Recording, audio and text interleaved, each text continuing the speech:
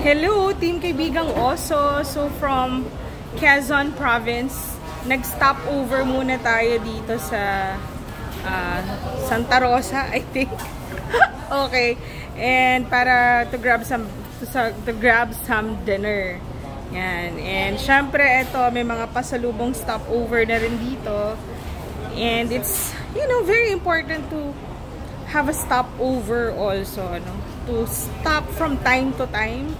Okay na, tuloy-tuloy tayo, diba? Pero if we need rest, we can always find rest. We can always rest, and we can also take a pause, diba? From time to time.